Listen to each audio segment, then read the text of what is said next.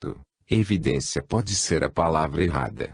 Talvez fosse mais apropriado dizer que parte do que queremos dizer ao chamar uma coisa ou evento de objetivo é que mais que uma pessoa pode observá-lo. Também devemos dizer que as visões do objeto por parte de diferentes percipientes são mutuamente interrelacionadas, de maneira que as regras da perspectiva não sejam violadas. E esta condição também parece valer na maioria dos casos de aparições coletivas.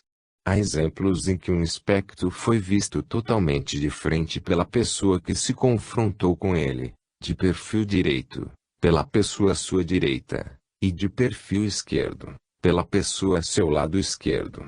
Há mesmo uns poucos casos de um fantasma a ser refletido num espelho. Não sei de nenhum caso em que um fantasma percebido por várias pessoas num grupo levemente disperso tenha simultaneamente aparecido de frente para cada um deles. Como então poderíamos atacar a proposição de que, quando uma aparição é coletivamente percebida, deve haver algo objetivamente presente no local em questão? Primeiro, é preciso abrandar esta tese, apontando que mesmo que alguma espécie de entidade esteja objetivamente presente, é uma entidade muito estranha, uma que poderia ser chamada de objetiva só de maneira atenuada, ou de sentido pickwickiano. M.R. Pickwick, personagem satírico de Charles Dickens. Se 6 pessoas estão em condições de percebê-la, 3 podem percebê-la, e 3 não. Não deixa sinais físicos. Pode-se alegar que aparições percebidas, enquanto classe, não diferem em características externas de outras espécies de aparições, muitas das quais, pelas razões já dadas, podem ser vistas como puramente alucinatórias. Até aqui, tudo bem. O problema do enfoque não objetivo, ou puramente alucinatório, das aparições de crise aparece quando tem de dar conta do fato de que as alucinações sofridas simultaneamente pelos vários percipientes de uma aparição coletiva são tão admiravelmente semelhantes. Alguns autores tentaram diminuir o impacto, sugerindo que as declarações das testemunhas costumam não apresentar detalhes suficientes para julgarmos apropriadamente a extensão da semelhança, e que, quando os detalhes são dados, estes podem não coincidir. Talvez as alucinações nos diferentes percipientes possam ter apenas um tema em comum, elaborado por cada pessoa à sua maneira. Não posso dizer que acho esse argumento convincente. As diferenças entre os depoimentos das diferentes testemunhas de uma aparição coletiva parecem-me geralmente não exceder o que ocorreria se um objeto real estivesse envolvido, e as semelhanças por vezes são numerosas e detalhadas. Exemplos, tanto de concordância em detalhe quanto de discordância, podem ser vistos nas amostras de depoimentos que acabo de citar. Arte e arte, num levantamento abrangente de material deste tipo, chegaram à mesma conclusão. Citam 11 dos casos de sua amostra e concluem: aqui estão, pois, 11 casos, cada um com 2 ou mais percipientes, tanto quanto seus relatos se referem aos fatos, que viram o mesmo vulto, no mesmo local espacial, vestindo as mesmas roupas, com as mesmas expressões faciais e fazendo as mesmas coisas. Muito embora sejam esses, talvez, os casos mais notáveis, a mesma coisa pode ser dita das outras percepções coletivas das aparições. Se essa maneira de evitar o problema for rejeitada, os que negam a realidade objetiva das aparições percebidas coletivamente, e em particular das aparições post-mortem coletivamente percebidas, que são as que particularmente ocupam a nossa atenção no momento parecem enredados com uma ou outra das seguintes 2 teorias possíveis: a da superpesa envolvendo só os vivos, forma forte da teoria, e a superpesa envolvendo telepatia por parte dos mortos, forma fraca. A primeira dessas teorias pode ser exposta brevemente, com especial referência a aparições post-mortem verídicas, como segue: um dos 2, ou mais, percipientes capta, por meio de P's, A informação a ser exteriorizada na forma de alucinação. Digamos, usando o caso dado acima, que ela, telepaticamente, obtenha da mente do fazendeiro uma imagem de sua falecida mãe, ou que ela perceba, por clarividência, um retrato dela, fechado entre as capas maciças do álbum de família. Então a segunda percipiente capta toda esta informação telepaticamente, ou ela também, maravilha das maravilhas, sonda, por pés, na mente do fazendeiro, uma fotografia da mãe dele, no mesmo momento em que a primeira percipiente fez a mesma coisa. Finalmente, as mentes, inconscientes, das duas percipientes, de algum modo, entram em contato uma com a outra, para garantir que, quando, em resultado de toda esta pez, cada uma construi uma alucinação, as duas alucinações estejam reciprocamente ajustadas quanto a diferenças de perspectiva, etc., ao mesmo tempo em que os principais detalhes de ambas são mantidos constantes. Dizer que tudo isto é um despropósito é pouco. Não creio haver muitos exemplos de peso experimental com qualquer nível de tais circunstância e complexidade, nem presumidos poucos exemplos de peso espontânea que não tenham sido aparições. É possível que alguns casos de peso espontânea em sonho satisfaçam a tais exigências. Mas, mesmo assim, resta a seguinte dificuldade. Numa amostragem de casos estudados por Art, existiam 46 em que havia uma segunda pessoa em condição de ter visto a aparição, se esta fosse como um objeto real. Em 26 destes 46 casos, a segunda pessoa a viu. Estes números são confirmados pelas descobertas do conhecido censo das alucinações. Entrevistou 17.000 pessoas, levado a efeito nos primeiros dias da SPR. O censo registrou 283 casos de alucinações visuais em que o percipiente tinha um companheiro acordado, e 90 casos de alucinações auditivas, vozes, 95 das primeiras alucinações e 34 das segundas foram compartilhadas. A direção do censo anunciou algumas advertências sobre a possibilidade de que objetos reais e sons reais poderiam ter sido tomados como alucinatórios. A percentagem de coletividade era maior nos casos ao ar livre, mas mesmo assim devemos reconhecer que, se uma pessoa tem uma alucinação do tipo que estamos considerando, isto é, não devido à insanidade, drogas, febre, hipnose, etc., há uma apreciável probabilidade de que seu companheiro a compartilhará. Isto permanece como verdadeiro, quer a alucinação seja ou não verídica, como num caso de crise. Segue-se que, se virmos o compartilhar de uma alucinação como devido à pesa exercida por ambos os percipientes, estaremos propondo que a capacidade de ter peso de ordem muito elevada está amplamente distribuída por entre a população, e presumivelmente poderia ser canalizada experimentalmente se pudessem ser atingidas as circunstâncias certas. Disso, infelizmente, não há qualquer evidência. Nem há muita evidência de que, quando a peso espontânea toma outras formas que não a alucinatória, as intuições, sonhos realistas e sonhos irrealistas, da classificação de Louis Arine, há a probabilidade de ser compartilhada. Há alguns casos convincentes de sonhos recíprocos ou compartilhados, mas só constituem fração mínima do total de sonhos. Se uma de duas pessoas, na mesma cama, vê uma aparição, é bem provável que a outra pessoa, se desperta, também a veja. É imensamente improvável que compartilhem de um sonho, mesmo que seja precognitivo. Isto deve certamente valer como evidência contra a teoria da superpesa envolvendo sons vivos.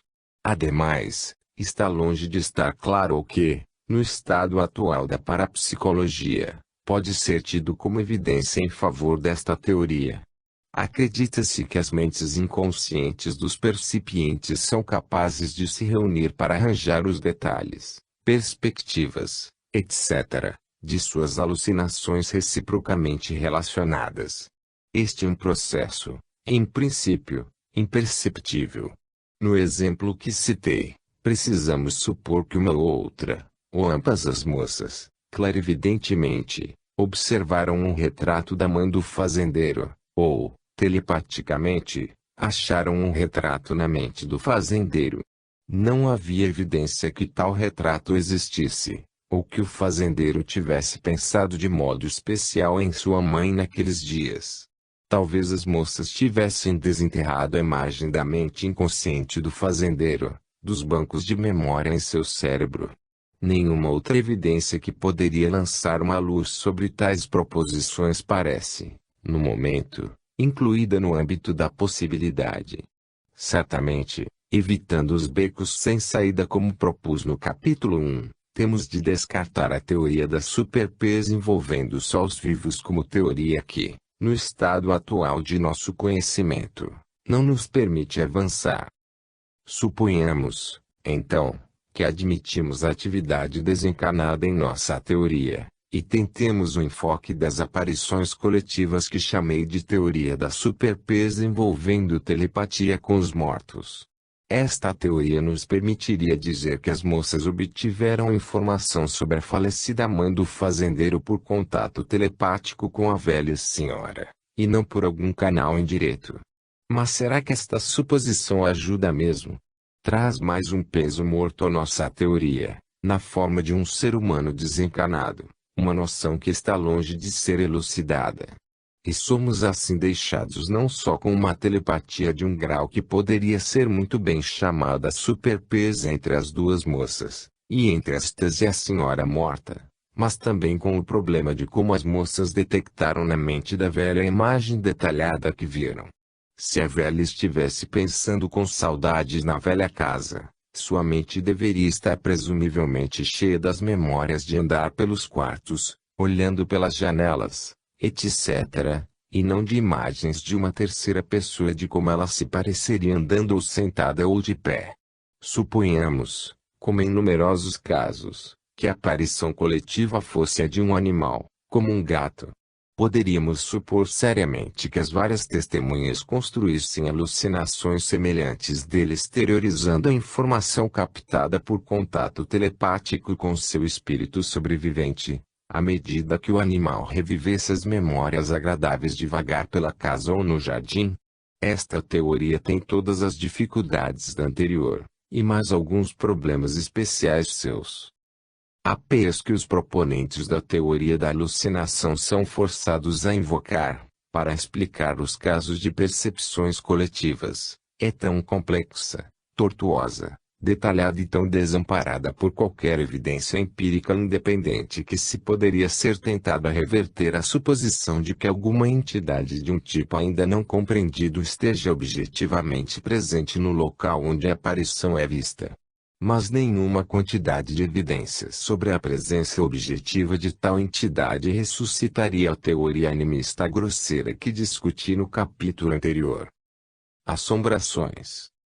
Outro tipo de aparição verídica que poderia ser considerada como evidência de objetividade é o das assombrações, casos em que o mesmo vulto é visto, ou a mesma voz ouvida, etc., num mesmo local, numa série de ocasiões, pelos mesmos ou diferentes, e preferivelmente independentes, percipientes. Os arquivos da SPR contêm diversos destes casos em que foram anotadas as declarações das diversas testemunhas. Vou sumariar e citar as declarações de um caso. Em termos de evidência, não é dos mais fortes, mas tem a vantagem de ser curto. Também tem a vantagem de que, muito embora os 4 percipientes terem visto o mesmo vulto, ou algo muito semelhante, nenhum ouvira falar antes das experiências dos outros. As testemunhas em questão foram o Dr. H., proprietário de uma casa assombrada, suas filhas, Senhorita GH e Senhorita H., e uma prima, Senhorita J. Os primeiros 3 relatos datam de meados de 1883. 1. Em alguma data entre 1863 e 1865, o Dr. H. Obtivemos isto do depoimento de sua esposa, aparentemente confirmado por ele. Estava subindo as escadas, cerca das 21h00 horas. Ficou surpreso ao ver no patamar, alguns degraus acima, uma criancinha, que correu à frente dele para meu quarto, o da senhora H. Meu filho B, com cerca de 2 ou 3 anos, naquela época estava dormindo numa caminha junto da minha. O doutor H seguiu e falou-lhe, chamando o menino pelo nome, mas não teve resposta. O gás estava aceso na parede junto a meu quarto, mas não havia luz dentro. Ele acendeu uma vela, revistou o meu quarto, e também viu que, sem dúvida, o menino estava adormecido. Esperava encontrar uma das outras crianças, pois o vulto parecia mais alto que o menino. 2. Na madrugada de janeiro de 1877, a senhorita G.H. passou pela porta do quarto em que dormia a irmã mais jovem. A porta estava aberta.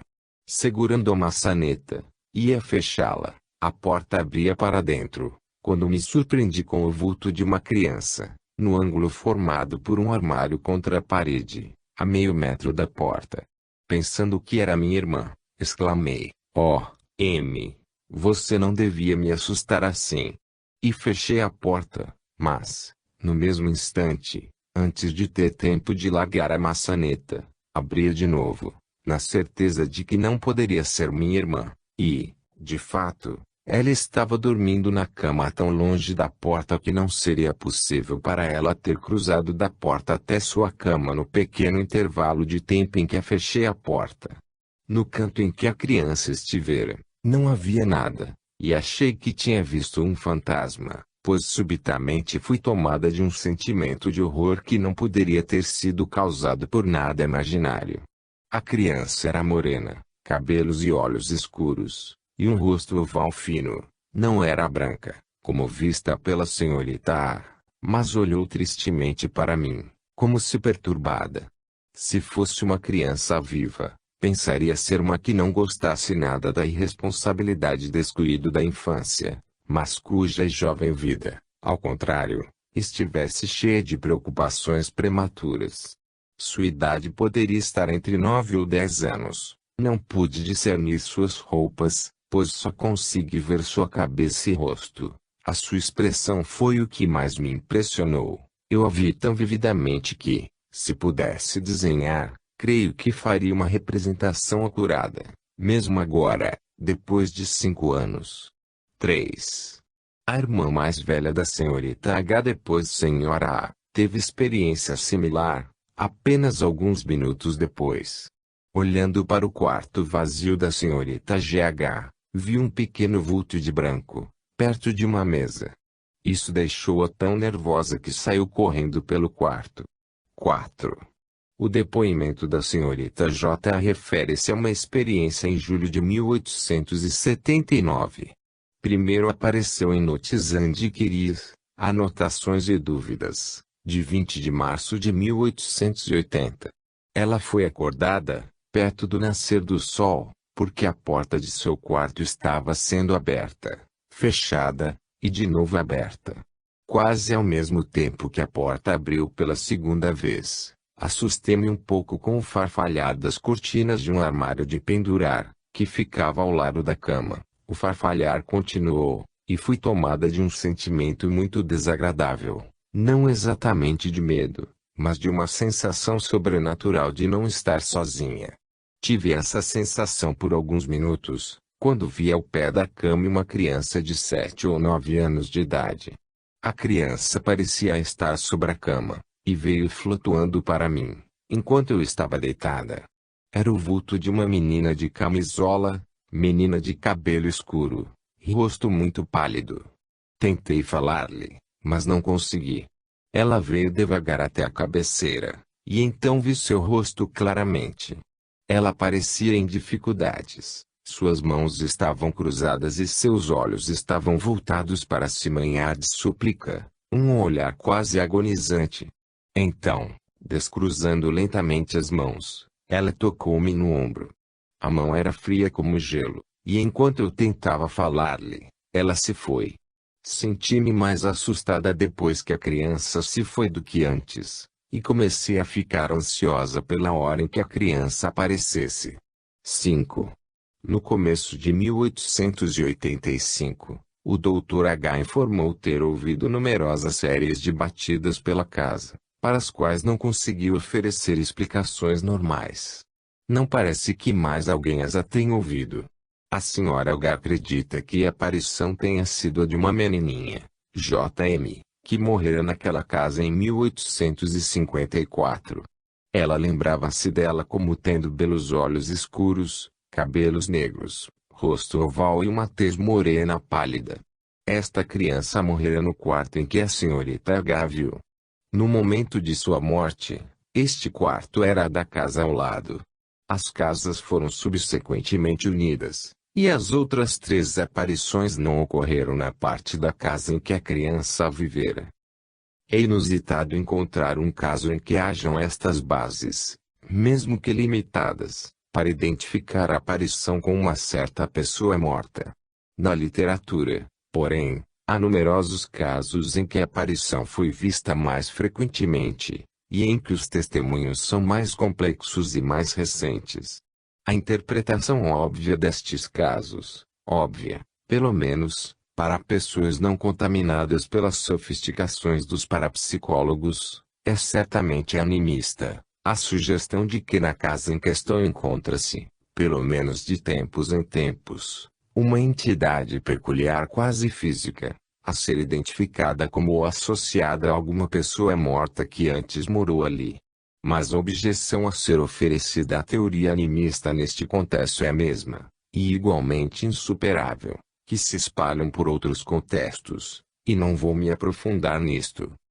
Frank Podimori, que primeiro publicou o caso que resumi, era fortemente averso a qualquer forma das teorias da imortalidade de corpo sutil, e desenvolveu várias formas da hipótese da superpes. Aplicou a este caso como se segue. Não é difícil detectar a provável gênese da primeira aparição. Um médico rural, trabalhando duro, que teve em várias ocasiões de sua vida experiência de alucinações visuais e auditivas, voltando para casa tarde da noite, depois de um longo dia de trabalho, vê um vulto com uma vaga semelhança com um de seus filhos, uma alucinação puramente subjetiva. As últimas aparições, se de fato não houve comunicação da experiência do Dr. H., são mais difíceis de explicar. As 2 primeiras podem ter sido o resultado de uma predisposição hereditária à alucinação. Mas parece ao menos possível que todas as 3 foram devidas a transferências de pensamento, com o Dr. H., ou talvez a Sra. H., sobre quem a primeira aparição parece ter causado alguma impressão, como agente. De Sartre, também a semelhança geral que parece ter existido entre as várias aparições pode ser facilmente explicada. Essa explicação parece muito artificiosa e improvável. O crítico deve ser lembrado que temos muita evidência para a operação de telepatia entre as mentes vivas, mas temos muito pouca para a existência ou atuação de espíritos desencarnados. Esta hipótese pode ficar ainda mais comprometida se fosse aplicada a casos em que, como por vezes acontece, uma assombração continua a se manifestar numa determinada casa mesmo com várias mudanças de ocupantes, ou de fato, não se manifesta em casa alguma, mas, digamos, num trecho de estrada. Seria preciso supor que alguém, não presente no local, esteja continuamente pensando e ruminando interiormente eventos que outrora aconteceram ali, de algum modo. Pessoas agora ocupando ou passando por aquele lugar ficam telepaticamente vinculadas a essa pessoa distante, e exteriorizam a informação assim recebida na forma de figuras alucinatórias. O vulto usualmente visto não é o agente telepático, mas, dependendo da direção em que seus pensamentos possam tomar, pode representar uma ou mais pessoas, ou mesmo, como Podimori postula, uma assustadora alucinação do passado. Isto explica ocasiões em que vários vultos diferentes são vistos. O que dizer dos casos em que a aparição veste roupas de uma era passada, não fica claro. A descrição de Podimori, de sua hipótese como artificiosa e improvável, parece inteiramente justificada. Também é embaraçosa e improvisada sob medida. Em nenhum caso de meu conhecimento há qualquer evidência que correlacione a manifestação repetida de uma aparição post-mortem num local específico com as meditações distantes de alguma pessoa viva antes associada àquele lugar. Os elos telepáticos entre o agente distante e os vários percipientes devem se supor estabelecidos simplesmente pelo fato de que os vários percipientes estejam numa localidade outrora bem conhecida do agente. Mas, selos de tal força realmente podem ser assim estabelecidos, porque, por exemplo, os ocupantes sucessivos, a longo prazo, de uma cela de prisão, não têm vidas regularmente enriquecidas por contatos telepáticos com os ocupantes anteriores, agora em liberdade. Ademais, em alguns casos, as assombrações foram coletivamente percebidas, de modo que as dificuldades acima temos de acrescentar aquelas já discutidas pela hipótese da superpes, por exemplos de percepção coletiva. Por fim, a questão da motivação. Em muitos, mas não todos os casos de pes espontânea, o sujeito tem alguma razão para estar preocupado com o bem-estar da pessoa com quem sua experiência se relaciona. Na grande maioria dos exemplos de assombrações, o fantasma, se identificável, é o de uma pessoa com quem os percipientes não tinham qualquer ligação especial.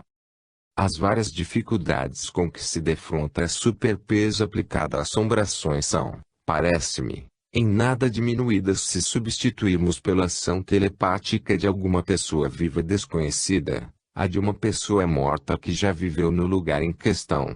Talvez esta proposição nos ajudasse em casos em que o fantasma veste as roupas de uma era passada. Mas, para contrabalançar isso, de novo nos confrontamos com o problema sobre que tipo de informação o contato telepático com a mente de uma pessoa morta que medita ou sonha poderia fornecer. Basicamente, seria de se supor, a informação concerneria a sensação de andar por uma casa, examinar a mobília, etc. Só secundariamente teria relação com o aspecto exterior do agente telepático, ou como ele se deslocava de aposento para aposento. Se, de fato, o agente telepático fosse um gato morto, e gatos com certeza são animais que se apegam a lugares, não faço ideia do tipo de informação que se poderia obter. Suspeito que muito teria a ver com o cheiro de comida na cozinha. Acho difícil, de fato, impossível, resistir à conclusão de que nenhuma explicação de assombrações pode ser dada em termos de elos telepáticos ou clarividentes entre várias pessoas sucessivamente associadas ao local assombrado, nem mesmo se ampliarem-se os possíveis elos, de modo a incluir pessoas agora mortas. Algo a ver com o lugar em se exerce um papel crucial ao gerar este fenômeno. Esta conclusão pode ser apoiada pelas seguintes circunstâncias adicionais, nas quais não posso penetrar por falta de espaço. Uma casa perturbada por uma aparição tem a probabilidade de ser perturbada por outras ocorrências, o que inclui a aparição de manchas luminosas, bolas de luz, etc., maçanetas girando e portas se abrindo sozinhas, roupas de cama sendo puxadas, batidas fortes nas portas ou sequências inexplicáveis de batidas, movimento ou deslocamento de objetos pequenos, e, acima de tudo, ruídos imitativos, sons como mobília sendo arrastada, pesos caindo, loca quebrando, gavetas se abrindo, etc., e também passos, vozes, gemidos, etc., tudo sem causa plausível. Em alguns casos, geralmente chamados propriamente de assombrações, fenômenos dessas espécies podem ocorrer sem qualquer aparição periódica, ou só com ocasionais vislumbres tantalizantes de sombras, vultos nebulosos, etc. Vale a pena notar que, diversamente de aparições e poltergeists centrados em pessoas, as assombrações tendem a ser basicamente noturnas. Tennyson captou a essência das assombrações em algumas linhas memoráveis. Um caminhar, um trepidar grave nas paredes, um ruído de pesos caindo, que nunca caíram, sussurros bizarros, sinos que tocam sem mãos acioná-los, maçanetas giradas quando ninguém estava à porta, e portas trancadas que se abrem por si mesmas, e alguém, entre a luz e a sombra, que viu a si mesmo inclinando-se sobre o berço de seu bebê. A questão levantada por tais casos para nossos fins imediatos é a seguinte: os casos de assombrações superpõem-se sem descontinuidade com os casos de aparições. Claramente, não temos aqui duas classes de casos, mas apenas uma. Mas os fenômenos de assombrações incluem alguns claramente objetivos e físicos.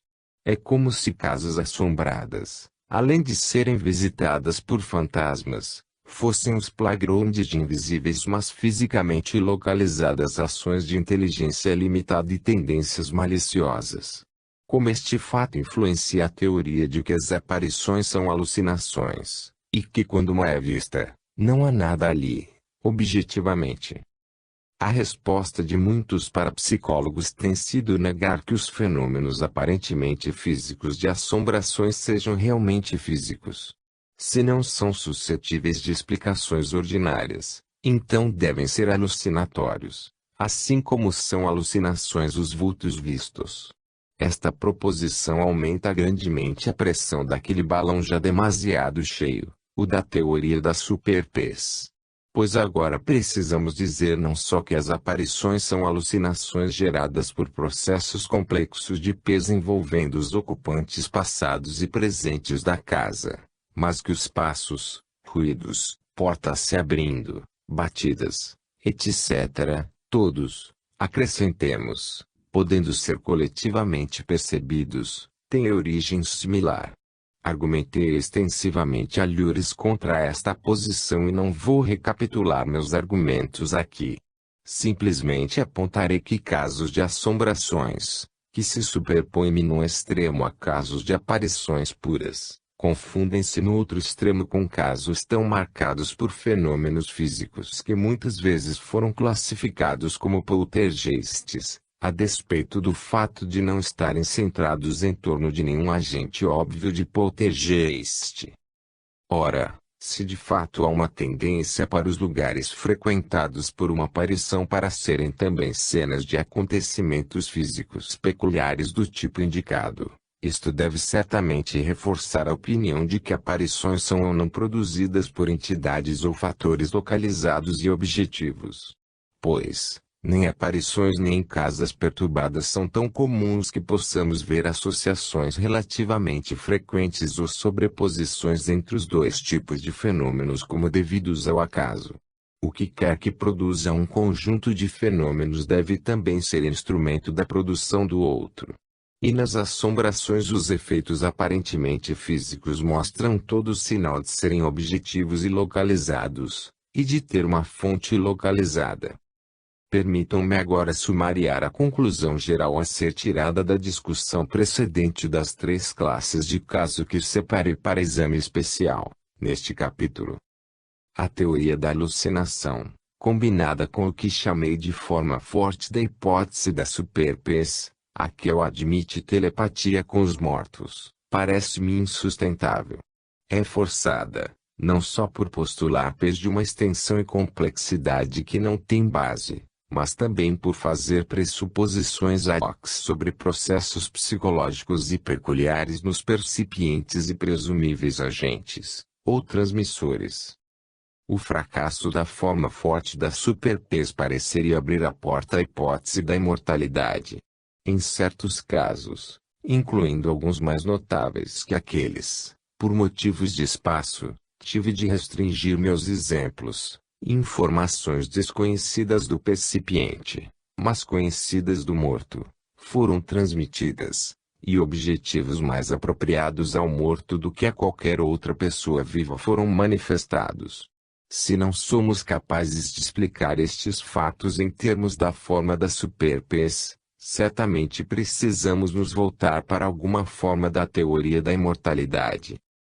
A falácia aqui é a seguinte: se a informação e os propósitos são comunicados dos mortos para os vivos, ou obtidos da pessoa morta pela viva, o processo de comunicação só pode ser chamado de PES. Voltamos à forma fraca da super-PES. Mas, no começo do capítulo, explorei essa versão da teoria em vários contextos diferentes, e de cada vez cheguei à conclusão de que ela é muito pouco, se não totalmente mais sustentável do que a forma forte. Há outra teoria que rejeitarei sem hesitar. E a que se poderia chamar retrocognitiva ou teoria de fundo de aparições e assombrações. A ideia é que os percipientes de tais aparições são simplesmente testemunhas de uma reprodução de uma cena do passado. Talvez aquela cena tenha ficado impressa ou gravada no local físico onde aconteceu. Talvez haja um elo periódico no espaço-tempo naquele ponto. Mas, de qualquer modo, o resultado é sempre o mesmo. Os percipientes sintonizam ou deslocam-se do tempo presente por um momento, testemunham um evento do passado, uma cena, ou sequência de eventos. Há certos casos que, se aceitos, podem ser interpretados desta maneira. Refiro-me a fenômenos como visões aparentes de batalhas do passado, etc. Mas não creio que aparições post-mortem em geral possam ser assim interpretadas. Pois, mesmo que algumas aparições ajam de maneira automática, como um zumbi, como se estivessem em transe, nem sempre têm comportamento totalmente repetitivo, e por vezes parecem responder às pessoas em suas vizinhanças e, em raras ocasiões, até falam. Assim, colocarei de lado a teoria retrocognitiva. Então deveríamos tentar de novo a teoria animista que já rejeitamos. Há algumas características nestes casos que parecem sugerir fortemente a presença de alguma entidade localizada. O fato que quando uma aparição, post-mortem ou outra, é coletivamente percebida, cada percipiente vê-la na perspectiva correta. O fato de que se uma pessoa num determinado local vê uma aparição, post-mortem ou outra, qualquer outra pessoa presente tem uma chance muito maior de vê-la também, do que de participar telepaticamente de uma experiência de outra pessoa, em quaisquer outras circunstâncias. O fato de aparições, consideradas como classe, não serem distintas de assombrações em que fenômenos do tipo objetivo parecem ocorrer. Mas as dificuldades com que se defronta a hipótese animista permanecem tão intricadas quanto sempre. Parece que atingimos um impasse total. 15. Uma teoria das aparições. Já discuti, até aqui, as principais categorias de aparições verídicas post-mortem, e considerei cada uma delas em relação às duas principais teorias sobre tais aparições, a hipótese alucinatória mais superpeso e a teoria animista. A teoria de superpeso usualmente recebeu conotações anti-imortalidade, mas muitas formas da teoria da imortalidade, talvez a maioria, também precisaram postular uma superpes. Em ambos os casos, parece-me que estamos num beco totalmente sem saída. A teoria animista, tanto quanto sei, sempre esteve atrelada à posição que defende a imortalidade da alma. Tomada por si só, não só é um beco sem saída, mas uma estrada para o reino da fantasia, e se isto soa contraditório, é porque reflete bem a teoria. No todo, é um estado de coisas desorientador e desanimador. Mas, pessoalmente, não encontro nisto uma desculpa para descartar os fenômenos, nenhum modo de me convencer que eles não ocorrem. Nesta situação infeliz, parece que vale a pena considerar brevemente uma outra teoria, que para alguns pode até parecer mais fantástica do que as que até agora rejeitei. É a teoria desenvolvida por F. W. H. Mieres, que se achou, já em 1886, exatamente no mesmo dilema que esbocei. O ponto de partida dessa tentativa de resolver o dilema são os casos recíprocos, como os discutidos no capítulo 14.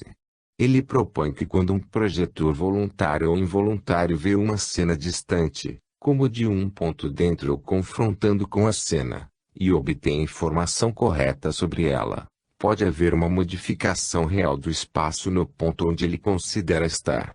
Esta porção do espaço pode ser modificada nem material nem opticamente, mas de tal modo que as pessoas perceptivas, de um certo modo, discerniriam naquela parte do espaço uma imagem aproximadamente correspondente à concepção de seu próprio aspecto latente na mente do projetor. Myers insiste que não está postulando uma emissão de um corpo etérico ou meta-organismo. Ele porém sustentou claramente, e depois afirmou inequivocamente, que em tais casos há uma real transferência de algo do agente, envolvendo uma alteração de alguma espécie numa parte do espaço. Esse algo não seria o que é diretamente percebido quando o fantasma do projetor é visto, seria mais a semente, que por algum meio desconhecido se faz presente em percepções não hipnóticas do fantasma, na perspectiva certa à sua volta, como se emanasse de um ponto radiante. Se a concepção latente que o agente tem de si mesmo naquele momento incluir acessórios como um chapéu, um cavalo, ou metade de um carro, isto também pode emergir como característica do fantasma.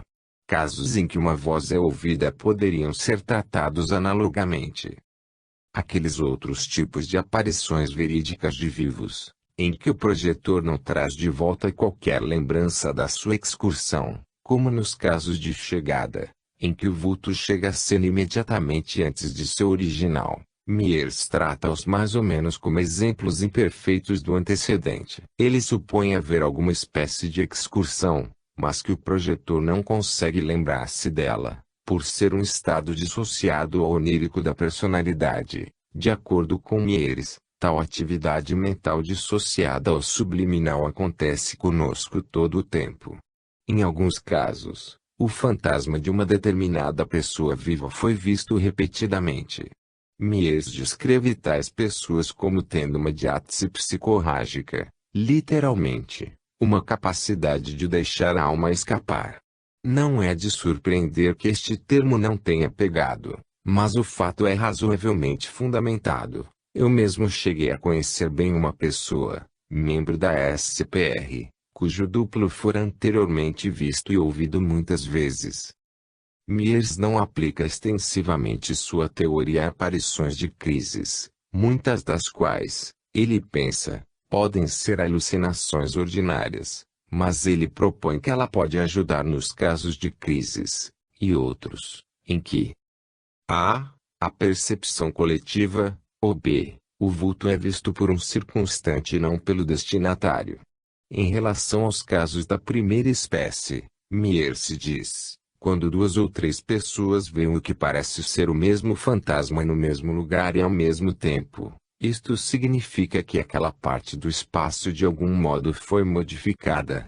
Ou significa que uma impressão mental, transmitida pelo agente distante a um dos percipientes, é refletida de maneira telepática da mente daquele percipiente aos dos outros percipientes. Observo, como depondo contra outra opinião, a do contato físico, que em certos casos coletivos não descobrimos nenhum elo provável entre quaisquer das mentes percipientes e o agente distante. Em relação aos casos da segunda espécie, Myers diz, se, num tal caso, um circunstante percebe o vulto invasor, devo pensar que ele o percebe meramente como circunstante, não como pessoa telepaticamente influenciada pelo percipiente destinatário que, de fato, nada percebe. Agora, parece óbvio como Myers aplica a sua teoria a aparições post-mortem. Uma destas aparições, em que o fantasma parece inteligente e dotado de propósito, transmite informação, etc. É diferente apenas num aspecto importante em relação à projeção consciente de um agente vivo e dotado de propósito, como em casos experimentais. Este aspecto é, de fato, que o agente, tendo morrido, agora está permanentemente desligado de seu corpo. Quanto a aparições, estou inclinado, diz Myers, a enfatizar o paralelo entre estas narrativas de aparições e os fantasmas dos vivos que já classifiquei como psicorrágicas. Em cada caso, como me parece, Há um desligamento involuntário de algum elemento do espírito, provavelmente sem o conhecimento do centro principal da consciência. As assombrações dos vivos, como podem ser chamadas, onde, por exemplo, um homem é visto fantasticamente junto à sua própria lareira, parecem repetir-se, talvez mais prontamente, depois que o espírito é libertado da carne. As aparições podem então ser devidas aos sonhos dos mortos. Miers diz de sua teoria, não sem justiça, que sofre de complexidade e absurdo aparente inevitável, ao tratar com fenômenos que transcendem grandemente as leis conhecidas. Ele também diz que sua teoria reúne muitos casos de tipos estranhos e variados. Esta alegação, também, é difícil de negar.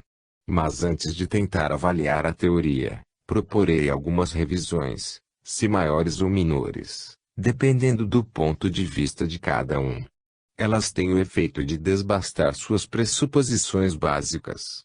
Assim, a teoria que avaliarei não será a de Mieres, mas outra hipótese conexa. As revisões que proponho são: 1. Tomemos uma suposição básica, ou talvez um fato básico, que certas pessoas, sob certas circunstâncias obscuras, podem produzir um certo efeito no local do espaço mais ou menos distante de seus corpos, de modo que pessoas apropriadamente posicionadas, e dotadas com uma sensibilidade peculiar, verão, naquele local, um fantasma correspondendo em aparência, posição e orientação à mesma concepção latente na mente do agente. Esta concepção pode ser, mas não necessariamente, a concepção do agente sobre si mesmo.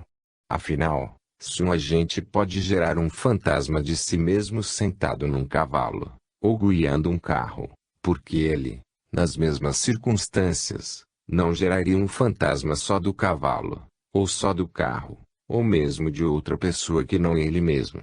Assim, uma aparição de crise coletivamente percebida poderia ser gerada pelo moribundo que é seu original, mas poderia, por outro lado, ser gerada por uma pessoa viva, provavelmente um dos percipientes, em resposta à informação adquirida extrasensorialmente sobre a morte do outro.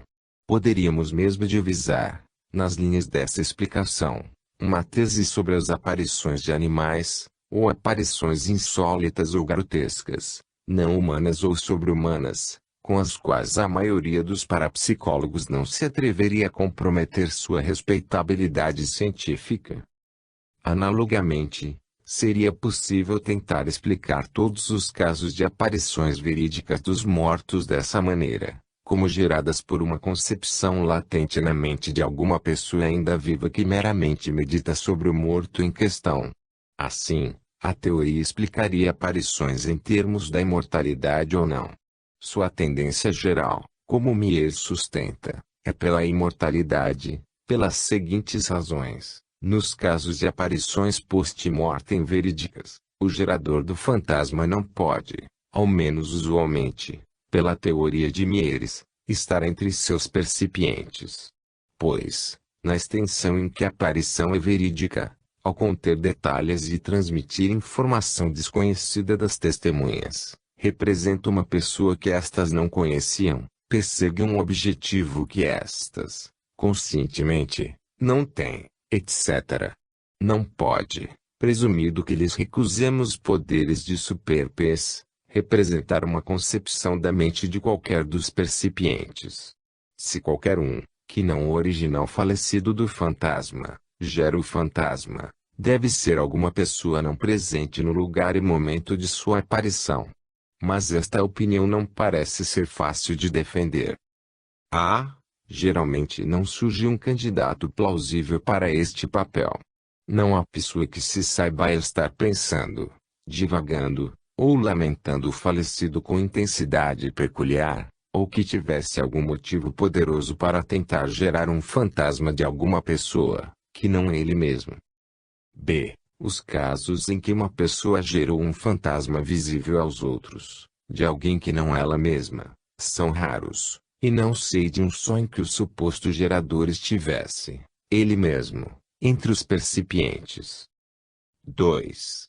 Se aceitarmos a possibilidade de que alguém poderia gerar um fantasma de uma pessoa que não ela mesma, também precisaremos abandonar a ideia, à primeira vista tão natural, de que algum aspecto da personalidade necessariamente faz uma excursão ao local onde a aparição é vista, e ali exerce um papel causal em sua gênese.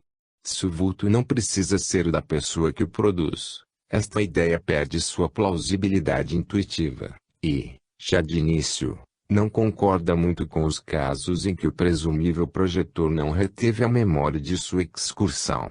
Eu ficaria inclinado a ver a geração do fantasma usualmente como o produto, ou, mais provavelmente, o indesejável subproduto de processos psicológicos de um agente distante. Dentre estes processos psicológicos, certamente, está o estado que já foi chamado de clarividência viajante, ou que parece ver uma cena distante como se de um ponto dentro da cena. É claro que poderia ser que, durante uma clarividência viajante bem-sucedida, alguma entidade consciente desconhecida, por vezes, deixe o organismo do projetor, e que, à volta desta entidade especialmente localizada, seja visto o fantasma. Mas mesmo que assim fosse, eu ainda me inclinaria a sugerir que o fantasma é gerado no local da entidade projetada, porque a concepção latente do projetor sobre si mesmo é de uma pessoa com um corpo e vestimenta, e no local onde estiver naquele momento. Ver o fantasma não é ver a entidade projetada, nem o fantasma, em qualquer sentido, é o veículo da consciência. É possível, e eu não colocaria isto mais acentuadamente, que a disjunção proposta entre a modificação local do espaço, o foco fantasmogenético, que faz com que certas pessoas vejam uma aparição, e o projetor temporário ou permanentemente desencarnado que produz a modificação local do espaço, que, por vezes, é e, por vezes, não é ele mesmo no local daquela modificação, seja aplicado utilmente a alguns dos casos mais estranhos de assombrações. Poder-se-ia supor que, quando numa certa casa a aparição ocasional de um fantasma é parte de um complexo de estranhos e provavelmente noturnos acontecimentos, alguns quase certamente físicos, esteja ocasionalmente presente uma entidade, talvez idêntica a um elemento da personalidade de um ser humano outrora vivo, que tanto induz uma modificação fantasmogenética de uma porção do espaço, talvez na porção à sua volta, e acumulando energia emitindo-a de um modo ainda não compreendido, podendo causar os efeitos físicos paranormais. O fantasma, o vulto visto, não seria diretamente instrumental para produzir os fenômenos físicos, nem se aparentemente fosse visto a efetuá-los. Se fosse fotografado, nada apareceria no filme, ou de qualquer modo, como não desejamos excluir a detecção física de uma energia putativa, nada que se assemelhasse ao que os percipientes relatassem. Tudo isto é desvairada especulação mas, de qualquer modo, é consistente com a faixa de fenômenos que temos de explicar. 3. Muito embora Mears enfatize que aparições não sejam objetos materiais, nem meta-objetos quase físicos, como corpos etéricos, ele acreditava que as modificações locais do espaço que constituem ou subjazem seus postulados centros fantasmogenéticos são modificações no reino do ser, o meta-etérico, que não o mundo físico de nossa percepção sensorial ordinária. Outros escritores notáveis no campo desenvolveram ideias similares. Não obstante, acho que, pelo menos segundo o estado previsível de nosso conhecimento, seria mais prudente ficar ao largo de tais noções. No momento, não levantam questões que possam ser cientificamente investigadas, e só levarão a becos sem saída do tipo que, como propus no primeiro capítulo, precisaríamos evitar. Para os propósitos atuais, basta que aceitemos o fato, ou postulemos, para fins práticos, que certas pessoas em certas circunstâncias podem modificar uma região do espaço no qual outras pessoas, visitando aquela região, Podem ver um vulto correspondendo a alguma concepção oculta na mente do agente. Mas poderia ser questionado se os percipientes estão sistematicamente alucinados ou se realmente há algum objeto peculiar, mas publicamente acessível, que todos percebem. Não é a tendência da teoria, dizendo de modificações locais do espaço, sugerir que haja algum objeto especial, chamemo-lo de forma pensamento, onde uma aparição, especialmente as publicamente percebidas, são vistas. Podemos provar ou refutar esta sugestão, e com ela, a teoria. Acho, muito embora não tenha espaço para discutir o assunto aqui, que este argumento não atinge a lógica da situação. É bem provável que nunca saibamos nada além disso sobre as características das aparições. Sabemos que, de certas maneiras, assemelham-se a objetos físicos, e de outras, não. Geralmente parecem, soam e comportam-se como objetos físicos ordinários, e podem ser vistos na perspectiva certa por várias pessoas simultaneamente. Por outro lado, não duram muito, não afetam objetos físicos à sua volta, e podem não ser percebidos por todos que poderiam percebê-los. Nestas condições, a questão sobre se são alucinações ou objetos reais não é mais factual. É questão de qual maneira de falar, qual a conversão linguística que é o mais simples adotar, e qual é mais coerente com o nosso discurso sobre estes assuntos. A questão é mais filosófica que factual. Deveríamos falar da capacidade de um agente de criar uma espécie de ponto radiante em torno do qual as pessoas podem sofrer alucinações sistematicamente relacionadas. Ou deveríamos falar da capacidade de um agente de criar uma espécie de objeto que não afete instrumentos físicos, e seja perceptível só a pessoas com um certo tipo de sensibilidade não ótica. A primeira maneira de falar deixa a sistemática das alucinações sem base racional, a outra deixa a presença ou ausência, ou a perceptibilidade do objeto um tanto arbitrária. Minha estimativa, e presumivelmente a de Mieres, também, seria que, no todo, as limitações da segunda maneira de dizer seriam mais fáceis de tolerar que as da primeira. Mas talvez possamos nos esquivar fazendo uma escolha. 4. Qualquer que seja a maneira de falar que adotemos, confrontamo-nos com o seguinte problema adicional: o processo de percepção não ótica, pelo qual Miers pensa que tomamos consciência das aparições, pareceria, pelo menos quando a aparição é verídica, recair no título geral da PES, envolve a aquisição da informação sem uso dos órgãos dos sentidos. Mas, não cabe sob o título geral de telepatia nem de clarividência.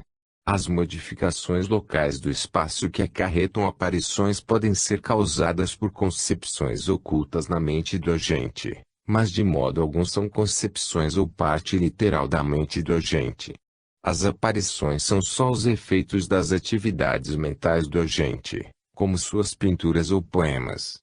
Daí a percepção dela não pode ser classificada como telepática, pois não é igual a conhecimento direto e não inferencial do que está na mente do agente. Como a clarividência é definida como conhecimento extrasensorial de eventos físicos ou estado de coisas, não podemos dizer que a percepção não ótica que ocorre seja uma forma de clarividência. Parece termos aqui uma forma de PES que não pode ser rotulada como telepatia nem clarividência. Pelo menos esta proposição harmoniza-se com o fato, mencionado no capítulo anterior, que aparições não deixam de ser compartilhadas, ao passo que a PES, manifestando-se sob outras formas, raramente é compartilhada. Precisamos de uma nova palavra para esta outra forma de PES. Mas não vou vulnerar minha engenhosidade, nem acrescentarei nada ao extenso amontoado verbal da parapsicologia, tentando inventar mais uma palavra. Isto completa minha exposição da teoria de Miers das aparições, numa versão ligeiramente alterada, e chegou a hora de tentar uma avaliação. Seu ponto alto é que pode, claramente, explicar a veracidade dos casos verídicos. sem recorrer às complicações da superpes, e pode explicar a aparente objetividade dos fantasmas vistos em casos de percepção coletiva e assombrações, sem nos lançar nos absurdos da teoria animista. Deparamo-nos, entretanto, com numerosas dificuldades. Comecemos com uma das menores.